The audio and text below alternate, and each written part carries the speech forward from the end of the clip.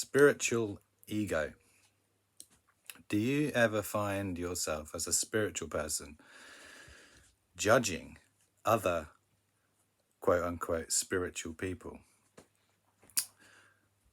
as being less spiritual than you, less evolved? My God, they're so 3D, man. What's really going on here? And how helpful is it?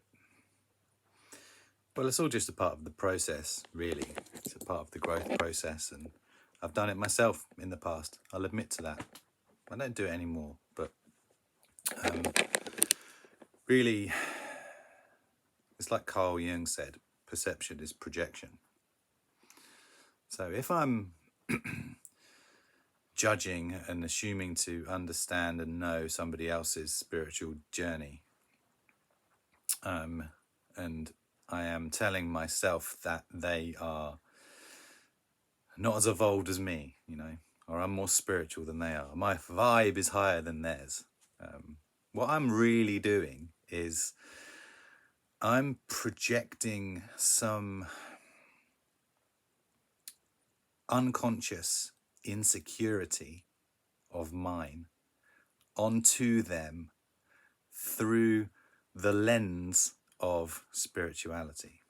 You see, it's no different to claiming superiority over another person through any other means, for any other common means. Like, what other ways do we do that, right? It just, I'm better than them because of this, I'm better than them because of that, or they're this or they're that. And gossip, that's just a projection of our own insecurities, and often we get together and we club together and do it and projecting them onto somebody else because it makes us feel better. It soothes us to bring another person down to our unconscious level of self-esteem.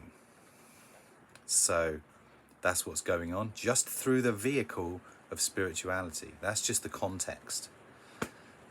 So that's what's really going on. And there's a lot of it because there's a spiritual kind of renaissance. There's a spiritual uprising. There's the consciousness is rising. So but the irony is that when a spiritual person is judging another person as being less evolved or less spiritual than them, that's still old consciousness. That's still perceiving things through the lens of unconscious patterning and insecurities. So those are my thoughts on that anyway. So if you're a spiritual person like me and you found yourself doing that, then be aware that this is actually a projection of some underlying unconscious insecurity in you.